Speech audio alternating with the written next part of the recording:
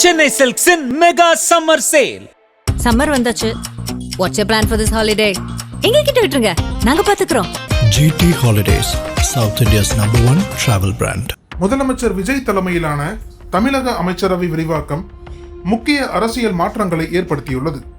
காங்கிரஸ் எம்எல்ஏக்கள் இருவருக்கு அமைச்சர் பதவி வழங்கப்பட்டதுடன் விடுதலை சிறுத்தைகள் கட்சி எம்எல்ஏ வன்னியரசு நாளை அமைச்சராக பொறுப்பேற்க வாய்ப்புள்ளதாக தகவல்கள் வெளியாகியுள்ளன. இதேவேளையில் விசிக தலைவர் திருமாவளவன் அமைச்சராக பொறுப்பேற்றால் மட்டுமே கட்சிக்குள் குழப்பம் ஏற்படாது என கூறி திருச்சி கிழக்கு தொகுதியில் போட்டியிட வலியுறுத்தப்படுவதாகவும் செய்திகள் தெரிவிக்கின்றன.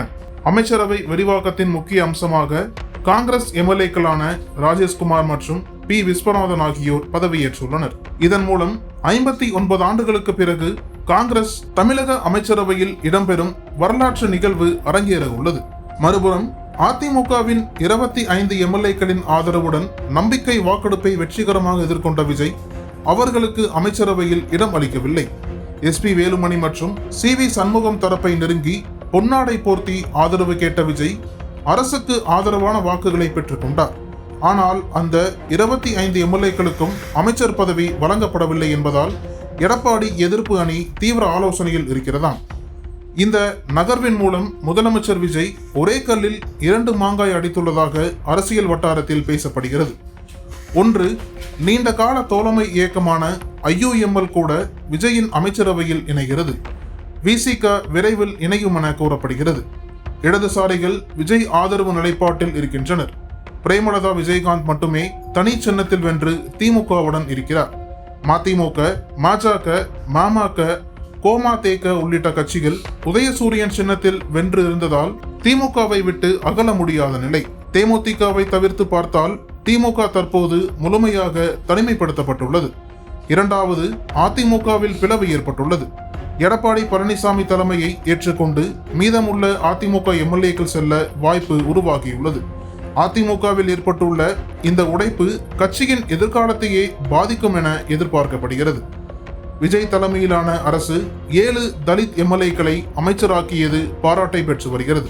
ஒருபுறம் தலித்களுக்கு அங்கீகாரம் கொடுத்திருப்பது வெகுவாக பாராட்டப்பட்டாலும் மறுபுறம் மீனவ சமூகத்தைச் சேர்ந்தவரை மீன்வளத்துறையை கவனித்துக் கொள்ள சொல்வதும் பிராமண சமூகத்தைச் சேர்ந்தவரை கோவில் நிர்வாகத்தை பார்த்து கொள்ள சொல்வதும் ஒன்றா? இது சனாதன தர்மம் இல்லையா எனும் கேள்விகளையும் விமர்சகர்கள் முன்வைத்து வருகின்றனர். மீதமிருக்கும் ஆதிதிராவிட நலத்துறை விடுதலை சிறுத்தைகளுக்கும் சிறுபான்மை நலத்துறை இந்திய யூனியன் முஸ்லீம் லீகிற்கும் தரப்படும் என கூறப்பட்ட நிலையில் இதுவும் விமர்சனத்திலிருந்து தப்பவில்லை. தாவேகாவின் இந்த உத்தி திமுகவுக்கு பெரும் பின்னடைவை ஏற்படுத்தியுள்ளது. அதே சமயம் அதிமுகவின் உடைப்பு எதிர்கால கூட்டணி அரசியலில் புதிய சமன்பாடுகளை உருவாக்கும் என்கின்றனர் அரசியல் பார்வையாளர்கள். இத்தனை ஆண்டு காலம் ஸ்டாலின் தலைமையில் தொடர் வெற்றிகளை பெற்றபோது உடனிருந்த கூட்டணி தலைவர்கள் ஒவ்வொருவராக திமுகவை விட்டு விலகி வரும் நிலையில் திமுகவின் அடுத்த கட்ட நகர்வு எப்படி இருக்கும் என்றே உன்னிப்பாக கவனித்து வருகின்றனர். அமைச்சரவை விரிவாக்கத்திற்கு பிறகு தமிழக அரசியல் களம் இன்னும் சூடுபிடிக்கும் என எதிர்பார்க்கப்படுகிறது. எடப்பாடி தரப்பு எப்படி எதிர்வினையாற்றும், விசிக தலைவர் திருமாவளவன் பதவி ஏற்பாரா என்பன உள்ளிட்ட கேள்விகள் தற்போது அரசியல் வட்டாரத்தில் பரபரப்பை ஏற்படுத்தியுள்ளன. நக்கீரன் டிவிக்கு சப்ஸ்கிரைப் செய்யுங்கள். உங்கள் ஆதரவே எங்கள் பலம்.